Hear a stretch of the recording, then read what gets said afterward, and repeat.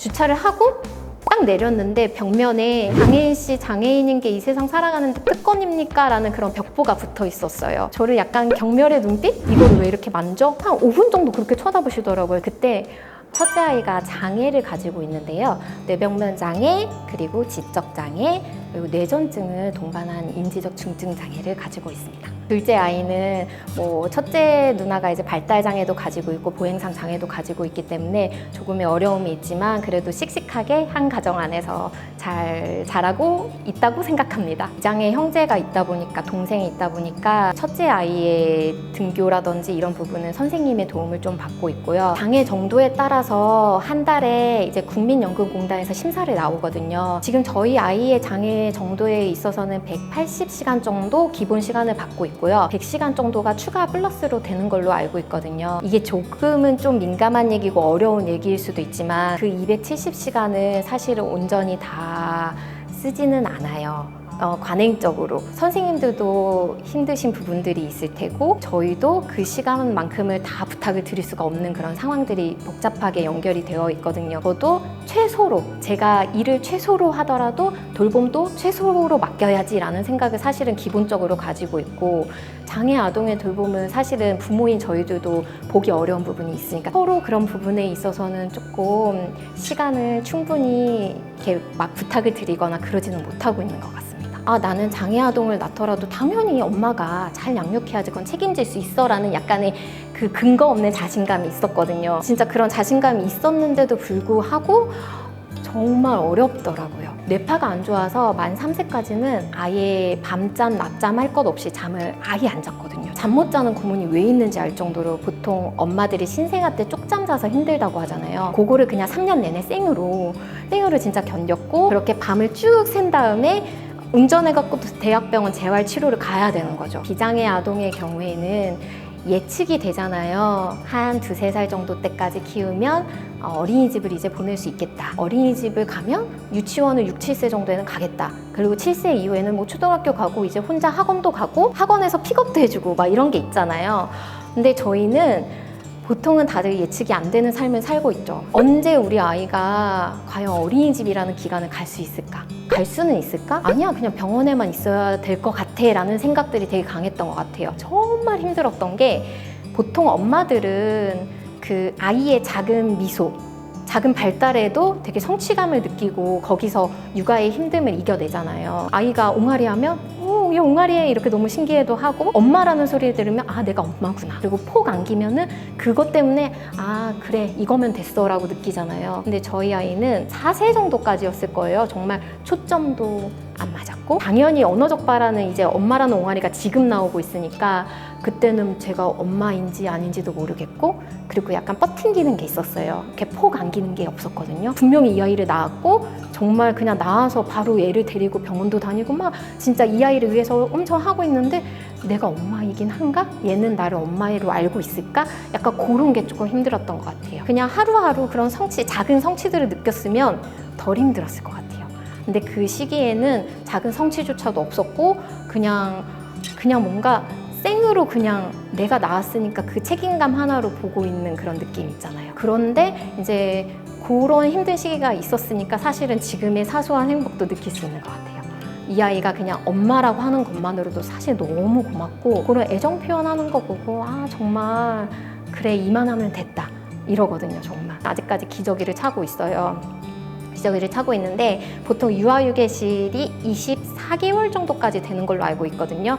그래서 그때 이후로는 사실은 유아휴게실을 못 들어가는 거죠. 못 들어가는데 사실은 만 3세 때까지는 살짝 이용을 했어요. 이제 티가 좀 안 나니까. 그때는 이용을 하다가 그 더 크면서부터는 사실은 조금 이용을 못 하게 되니까 화장실 기저귀 교환대 이런 거를 사용을 했었거든요. 근데 어느 한순간 아이가 체중이 불면서 기저귀 교환대가 부서지더라고요. 최근에 고속도로 휴게소 같은데 성인 기저귀 교환대가 사실 생기긴 했어요. 침대가. 근데 거기가 오픈된 장소에 있어요. 저희 아이도 사실은 소중한 그런 것에 대해서 알려줘야 되는데 자꾸 오픈된 곳에서 그런 행위를 하게 되는 거죠. 기저귀 가는 것이라든지 바지 갈아입히는 거라든지 이런 걸 하게 되는 거죠. 첫째 아이가 워낙 이제 신변 처리를 제가 다 해줘야 되고 발달장애도 중증이었기 때문에 제가 모든 것을 손으로 다 해줘야 되는 아이거든요. 그러다 보니까 둘째 아이는 그냥 신생한데 그냥 침대에 누워있고, 그러니까 그 아이의 눈을 마주치면서 이렇게 얘기를 한 번도 못 해줬어요. 근데 아이가 한 돌쯤 돼서 모방이랑 이런 게 안 나오더라고요. 그래서 그때 바로 이제 그 국가 바우처, 발달재활 서비스 바우처를 발달지원 아동에게도 나와요. 장애 아동뿐만이 아니라. 그래서 그거 받아갖고 아이의 언어 치료 정도를 조금 도움을 받았던 것 같습니다. 너무 다른 아이를 양육하고 있기 때문에 저희 가족의 삶의 주축은 그냥 정말 첫째 아이가 되는 것 같아요. 주말 나들이를 해요. 그러면은 첫째 아이가 갈 수 있고 같이 놀 수 있는 곳으로 찾아야 되거든요. 휠체어를 타고 있으니까 휠체어 이동이 괜찮은 곳, 주차가 편리한 곳, 그리고 널찍널찍한 자리가 확보되는 곳, 이런 곳들이 우선적으로 먼저 돼야 돼요. 그렇다 보니까 이제 둘째 아이의 우선적인 욕구는 정말 없는 거죠. 아이가 만약에 뭐 하고 싶어라고 했는데 저는 또 그 아이에게 누나 때문에 못 가라는 말을 하면 안 되잖아요. 그렇기 때문에 제가 사전에 다 검색을 해보고 선택지를 만든 다음에 이제 둘째 아이와 상의를 그때서야 하죠. 최근의 일이었는데 둘째 아이가 요만한 거 뭐 하나를 사고 싶대요. 사러 갔는데 하필이면 그때 주말이라 사람이 너무 많았던 거예요. 그래서 아이는 휠체어를 타고 있고 아이가 또 이제 발달장애가 있는데 이제 줄을 서서 기다리고 있었죠. 요거 하나 계산하려고. 근데 이제 아이는 뭘 만지고 싶어 해요. 그냥 관심이 있어서 요걸 만지고 싶어 하는데 누가 저희 앞을 이렇게 쏙 지나갔는데 그 분이 만진 걸 그냥 쑥 잡은 거예요. 저를 약간 경멸의 눈빛? 이렇게 쳐다보더라고. 아이를 왜 이렇게 이거를 왜 이렇게 만져? 막 약간 이렇게 쳐다보시더라고요, 계속.